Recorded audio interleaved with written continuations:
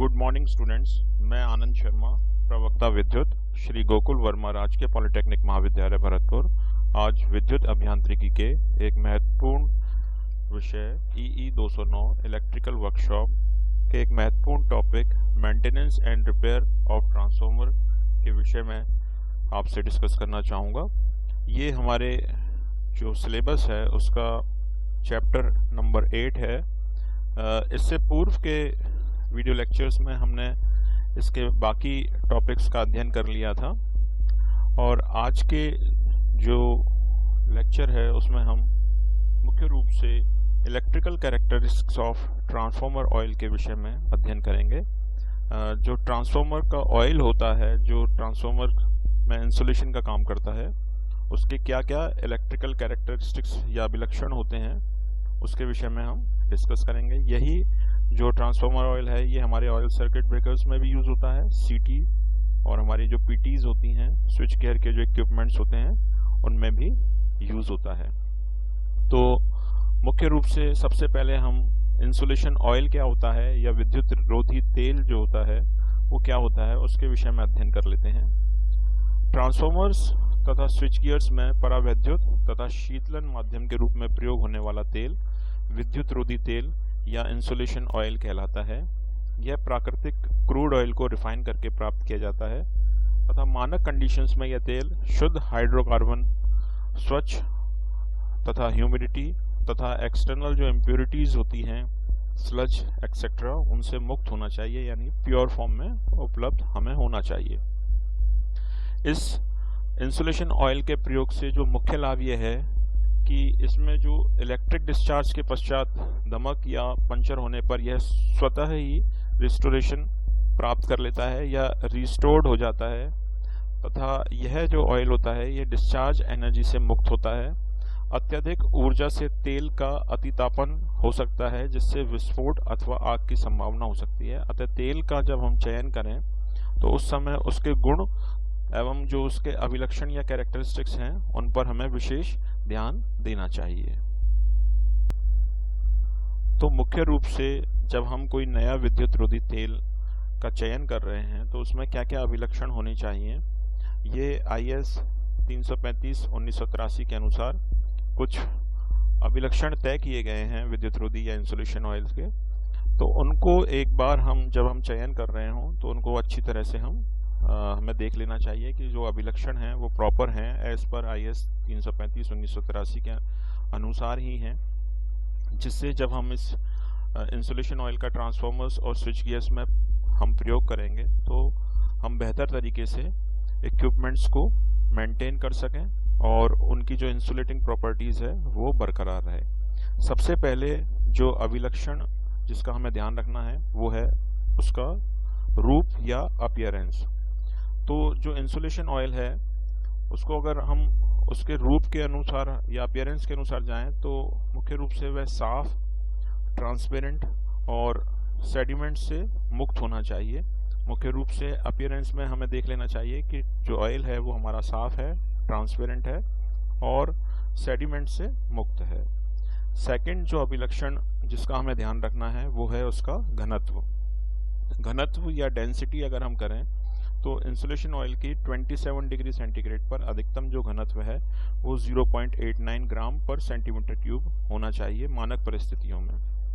इसके बाद यदि हम उसकी काइनेटिक विस्कोसिटी का अभिलक्षण या गतिक क्षयांता का अभिलक्षण है उसको देखें अपीयरेंस के बाद, तो विद्युत जो तेल है या इंसुलेशन ऑयल है उसकी 27 डिग्री पर जो काइनेटिक विस्कोसिटी है वो 27 CST होनी चाहिए, इससे अधिक नहीं होनी चाहिए।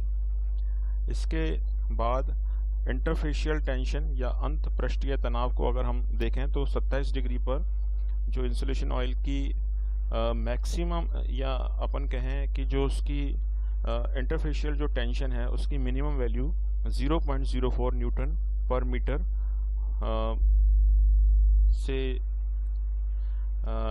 के करीब होनी चाहिए। मतलब मिनिमम वैल्यू इसकी 0.04 न्यूटन पर मीटर होनी चाहिए 27 डिग्री सेंटीग्रेड पर। इसके बाद अगर हम पोर पॉइंट पर देखें, पोर पॉइंट बेसिकली होता क्या है, बहाव बिंदु या पोर पॉइंट वह न्यूनतम तापमान है जिस पर गर्म होते हुए विद्युत रोधी जो तेल है वो बहना प्रारंभ कर देता है।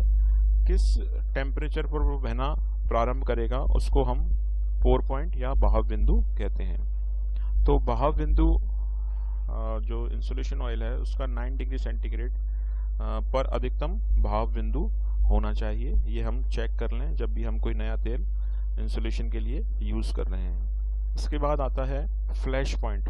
फ्लैश पॉइंट या दमक जिसको कहते हैं, दमक बिंदु, वह दमक बिंदु न्यूनतम 140 डिग्री सेंटीग्रेड पर नए इंसुलेशन ऑयल का होना चाहिए।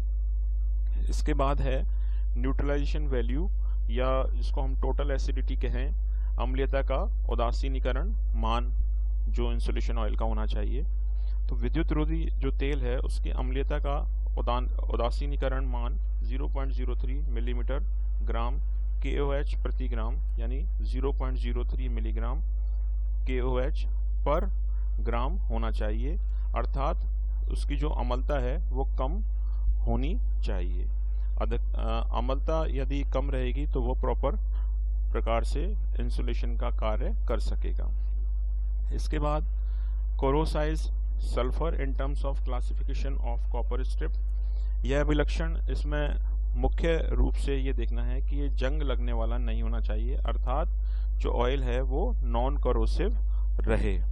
नॉन करोसिव रहेगा तो उसमें वो जंग, बाकी के जो इंस्ट्रूमेंट्स या उपकरण जिसमें हम इंसुलेशन ऑयल को यूज़ कर रहे हैं उसमें जंग नहीं क्रिएट करेगा। इसके बाद आता है जो मुख्य इसका अभिलक्षण है वो है विद्युत सामर्थ्य या इलेक्ट्रिकल स्ट्रेंथ, या इसको हम दूसरे शब्दों में कहें तो ब्रेकडाउन जो वोल्टेज होता है वो। जो नया ऑयल होता है जिसको हम न्यू अनट्रीटेड ऑयल कहते हैं उसकी जो विद्युत सामर्थ्य है वो 40 kV RMS से कम नहीं होनी चाहिए, और यदि हम इसको फिल्टर कर लें और उसका फिर विद्युत सामर्थ्य या हम उसकी ब्रेकडाउन वोल्टेज कैलकुलेट करें तो वो कम से कम 50 kV RMS होनी चाहिए। इससे कम पर वो ब्रेकडाउन नहीं करे, तभी हम उसको अपने उपकरणों में प्रयोग करेंगे और उसकी जो इंसुलेशन वैल्यू होगी वो प्रॉपर हमारी मेंटेन रहेगी। इसके बाद डाइलेक्ट्रिक डिसिपेशन जो फैक्टर होता है, उस अभिलक्षण को अगर हम ट्रांसफॉर्मर्स के माध्यम से देखें तो 19 या हम कहें 90 डिग्री सेंटीग्रेड तापमान पर जो विद्युत रोधी तेल का परावैद्युत विसरण गुणांक tan थीटा जिसको हम कहते हैं उसका अधिकतम मान 0.005 होना चाहिए, इससे ना तो कम हो ना ज़्यादा हो।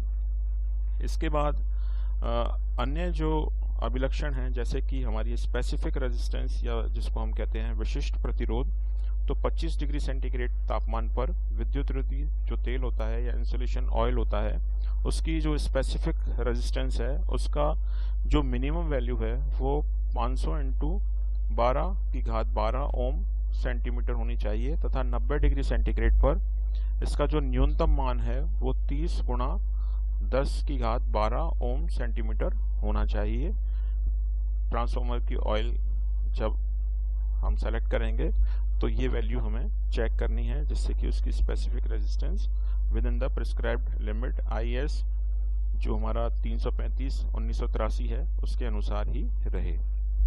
इसके बाद है जो ट्रांसफार्मर ऑयल है या इंसुलेशन ऑयल है उसकी जो ऑक्सीडेशन स्टेबिलिटी है या ऑक्सीकरण स्थायित्व हम जिसको कहते हैं, तो विद्युत रोधी जो तेल होता है उसका जो ऑक्सीडेशन स्टेबिलिटी है वो निम्न प्रकार से होना चाहिए कि हम ऑक्सीकरण अगर हम उसका करें या ऑक्सीडेशन करें तो उसके 164 घंटे पश्चात जो मैक्सिमम ऑक्सीडेशन वैल्यू है 100 डिग्री सेंटीग्रेड पर वो 0.40 मिलीग्राम KOH प्रति ग्राम होनी चाहिए, और 164 घंटे में ऑक्सीकरण करने के पश्चात कुल जो सेडिमेंट्स हैं वो 0.1% से अधिक नहीं हो तो ही हम उस ऑयल को अपने इंसुलेशन पर्पस के लिए काम में लेंगे।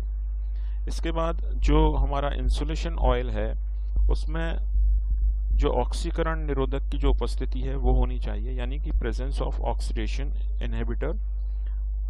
मुख्य रूप से विद्युतरोधी तेल में प्रति ऑक्सीकरण जो यौगिक है यानी एंटीऑक्सीडेशन एडिटिव्स हैं वो नहीं होने चाहिए, तभी वो ऑयल हमारे इंसुलेशन के लिए बेस्ट रहेगा। लास्ट जो अभिलक्षण है वो हैं जो वाटर कंटेंट्स, इसके पानी की मात्रा कितनी होनी चाहिए। विद्युतरोधी तेल में पानी की जो अधिकतम मात्रा है वो 50 ppm यानी कि पार्ट्स पर मिलियन होनी चाहिए, इससे अधिक नहीं हो, नहीं तो उसकी जो इंसुलेटिंग प्रॉपर्टीज़ हैं इंसुलेशन ऑयल की वो प्रभावित हो जाएंगी। तो मुख्य रूप से हमने इसमें मुख्य जो कैरेक्टरिस्टिक्स हैं जो हम नए इंसुलेटिंग ऑयल को जब हम सेलेक्ट करते हैं उनके विषय में अध्ययन किया। इसके अलावा हमने पोर पॉइंट के विषय में अध्ययन किया कि पोर पॉइंट क्या होता है या बहाव बिंदु क्या होता है। बहाव बिंदु एक बार हम फिर देख लेते हैं, वह न्यूनतम तापमान होता है जिस पर गर्म होते हुए विद्युतरोधी जो तेल है वो बहना प्रारंभ कर देता है।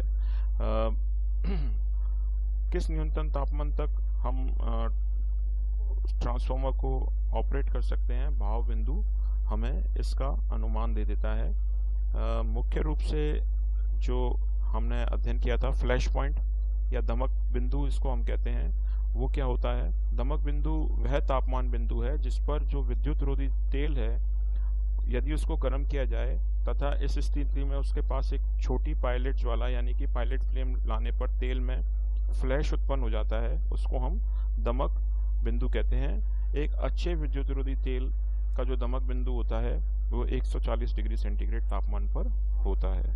तो स्टूडेंट्स, अगले वीडियो लेक्चर में हम मुख्य रूप से आदर्श प्रतिरोधी तेल के जो गुणधर्म होते हैं उसके विषय में अध्ययन करेंगे।